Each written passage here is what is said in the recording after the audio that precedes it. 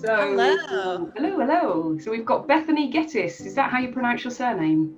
Yeah, Geddes. Gettis, on the call this morning, because Bethany is in Canada. So it's 10 o'clock, is it there for you? Yeah, it's morning. So I'm drinking my coffee this morning and I'm Nice. ready to go. So Bethany has kindly come on to talk about nutrition and specifically for women who are trying to conceive. And then I'll post this into our groups later. So you're a certified holistic nutritional consultant. That's a wonderful title. And you're the founder of Nutritious and Delicious. Yes, And I was reading your on your website, a healthy family is a healthy, it starts with a healthy parent, and I really love that because I think it's so true. So would you be able to just tell me a little bit about how and why you set out to help other parents and what it means to be a holistic nutritional consultant? Sure thing. Thanks so much for the intro, Becky. So I actually started Nutritious and Delicious after working in the diet industry as a nurse for 5 years. I basically did a lot of my research there because a lot of the mums and dads that were coming in actually weren't finding ways to be healthy long term. It was a really quick in and out, like it was a revolving door all the time. I found that most people that came in would actually end up gaining more weight the year after. So they came in heavier when they first started. And I noticed there was a bit of a gap going on. Most of the time it was the mindset. Honestly, like a lot of people, like you can give somebody a meal plan and say like eat healthy and stuff, but at the end of the day, if people's mindsets aren't taken care of, it can cause a whole host of different problems going on, right? So I personally believe that definitely looking after your mom and dad first, making sure that they have the knowledge behind what you're eating and how you're exercising, how you're having that as an active lifestyle and a healthy lifestyle, it actually goes through to the children as well. So then the kids start to actually learn these behaviors and they take them into adulthood as well. Yeah, absolutely. That sounds amazing. And how long have you've been doing that? When did you set up Nutritious and Delicious? I started this when I had my first son. So my boys are 7 and 5 years old now. So I've had this business probably for about a good 7 years. And I decided that because I realized I wanted to stay home and be, the mom at home with the little boys as well. So I've been running this for quite a while. Yeah. Wow. I mean, that's amazing, really. Two small boys and a business as well. So yeah, it's a lot of work.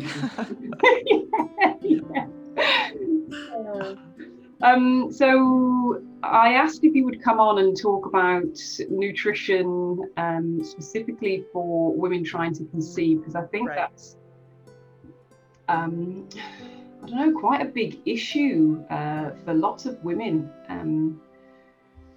So I don't know whether you could just touch upon that, maybe what the issues could be related to, and then we can go through the questions. Sure. Actually, I experienced a lot of this myself personally. So a little bit of my sort of personal background on that one is that I actually was told I wasn't able to have children myself. And I had a good stint of 2 years where I didn't actually have any period or anything like that myself. And I went through the whole natural route, naturopathic doctors. I went to acupuncture. I always did that first, the holistic route. And I didn't really understand what was going on in my body. There was nothing physically wrong with myself. And I ended up going to see an endocrinologist, which is a specialist in hormones. And she was able to actually help me uncover a few things that were going on. And funny enough, I was running around, I think it was 2013 or 2012, I think it was. Yeah, 2012. In Greece for a month, and I found out I was 6 weeks pregnant already. So, and I didn't think I could have kids at all. In the the medical field. So I obviously have background being a nurse, working in the medical field, and a lot of work on holistic nutrition as well. So I was trying to sort of incorporate like what to do to kind of bring my fertility back, because nothing at all was happening. And I sort of just let it go, and sort of thought nothing was going to happen of it. And I just thought, you know, I guess I have to sort of be okay that I'm not going to have children. And I didn't even know I was pregnant. Like I had some pretty severe symptoms. I was pregnant, and I was still telling myself, nah, that's nothing. I think I have the flu, you know. So it's the mind. That's what I mean. Like the mind can really trick you. Not to have it, you know, kind of thing. And that's where I start with a lot of moms is your mindset, because you start telling yourself certain things, you actually will start believing it as well. Absolutely, yeah. And you kind of, I guess for you let go of expectations, and I think that can, because I also had difficulty getting pregnant, and it took me 7 years, and I definitely had a mindset of my body isn't working, it's not working, it doesn't work properly, I can't get pregnant. And I guess if you're telling yourself that, then it's a self-fulfilling prophecy, isn't it? So that's great that you just let go and trust. And unfortunately, it's almost like a self-rejection thing. When you start saying to yourself, you know, like there's something wrong with me, I'm defected. It's almost like you start to, on a cellular level, tell yourself that like, I'm not working, I'm not a woman at the end of the day, and all these things. And it's horrible. Like, it's not a good place to live in. And, it's even harder when you want something so bad and you see other people having it and are having it a lot easier than you. That's also something we have to work through as well. I feel like we could talk about this for hours, but I know. But maybe we'll just start with a short interview today. And if you'd like to come back and talk some more, that would be amazing. So I had some questions from some of the mamas in my group. There was one lady who was looking for a general summary of what to eat and what to avoid in order to prepare the body for pregnancy and during pregnancy. Definitely. Well, there's definitely a lot of things to avoid, I can tell you that. But the one thing I do really notice for women, especially this day and age, unfortunately, the milk industry. Milk and dairy products are, at the end of the day, whether it's organic or not, like whether you live in a different country, the cows are still producing hormones naturally. And if they're not organic, they're actually being pumped with fake hormones. So those hormones aren't taken out of the milk products, yogurt, cheese, all that stuff. And milk is in so much of our food today, and it's not coming from like a raw place anymore, from like a farm. It's coming from a lot of like high industrial places where cows are hooked up to machines and basically lactating on a regular basis. And that's actually not the natural way. Obviously, we know as women, when you're breastfeeding, you're only breastfeeding when you have a baby, and they're supposed to only be lactating when they have a calf. But they're fake ingesting them with hormones, and then we're ingesting those hormones ourselves. So now you look at sort of, you know, kids are eating this, males are eating this, women, and we're wondering why we're going to a very estrogen dominant place, and it's messing in our systems in a lot of different ways. So what I usually suggest on this one is replacing any kind of milk products with plant-based milks, such as like a nut milk, like almond milks. Like I drink oat milk myself, cashew milks, there's hemp milks, coconut milk, and rice milks as well. So obviously if you have a nut allergy, you know, go more to rice milk or coconut milk, and that would really help you. I would also avoid on this one any soy products. So soy altogether also mimics estrogen in the body on more of a plant-based level, not a hormone-based level. And the reason twofold on this one is because the soy can mess with your thyroid, which is in your throat, and it regulates your hormones and also regulates your reproductive system. So if you have an underactive thyroid or an overactive, it can start to mess with your system as well, because it's starting to mimic different estrogen in your body.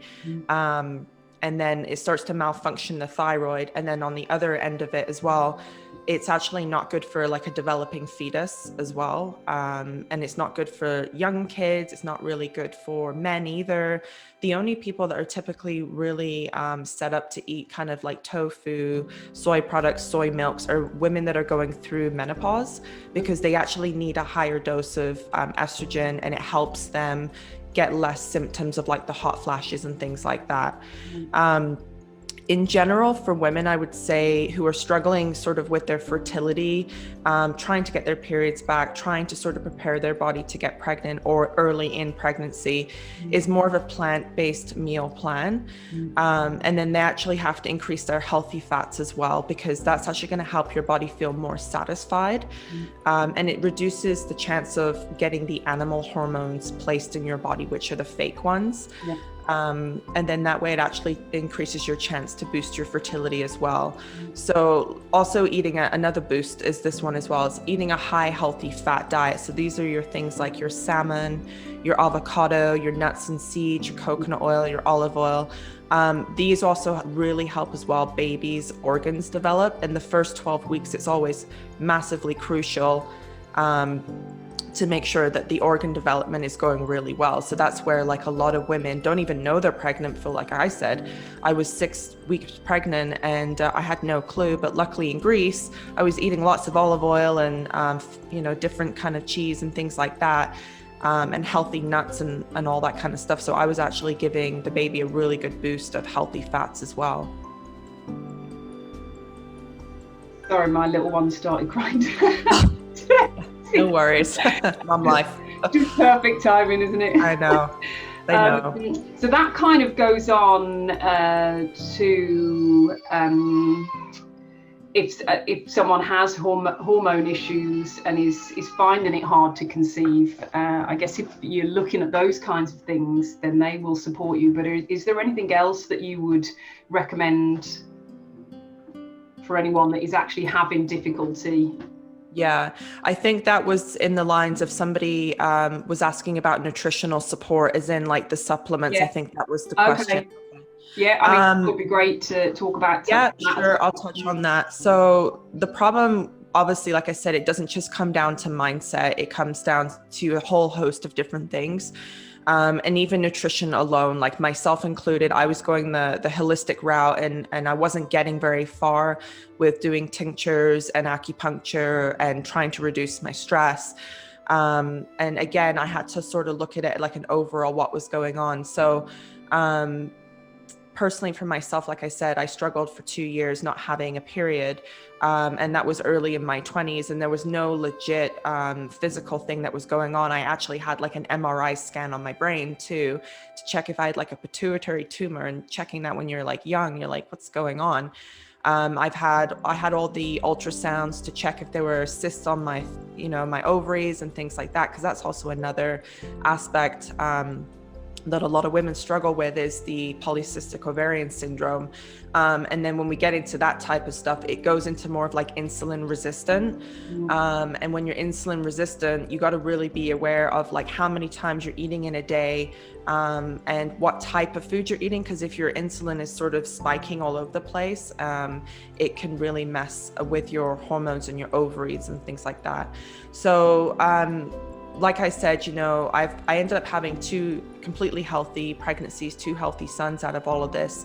And my periods came back to normal, which is really strange. Like right after I had my first son, it was like, ta-da, like my periods were like there right away, like on schedule. And I've never had that before. So something had shifted. Yeah, something had shifted in my endocrine system.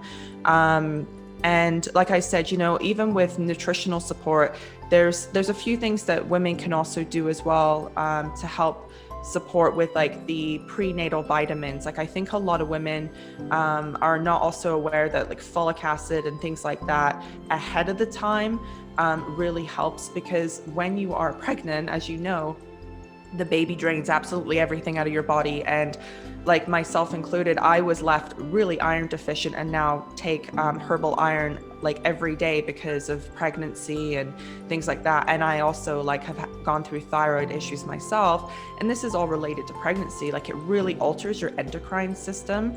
So even prepping your body before, during, definitely, and after, like I find a lot of women probably struggle more after with their hormone balance, like breastfeeding, things like that, because it's a huge letdown. It's like a massive roller coaster of hormones, and they actually need a lot more nutritional support. And that is the hardest time, because you're busy with a baby and you typically don't eat. You put yourself last, you're seeing to the baby more and more. And this is the time where we actually need to nutritionally bring your body up so it's able to actually sustain breastfeeding and also looking after a baby and being sleep deprived and all that. Like that's a whole host of other things to go into that subject there. But like I said, this is kind of more of a generalized talk, obviously, because when you go into somebody's lifestyle, you need to look individually at their head tapes, what toxins are in their environment, even plastic. That's another thing. Plastic is in our environment all over the place. Are you heating with plastic in meals and things like that? Like that leaks into your food, and that also mimics estrogen as well.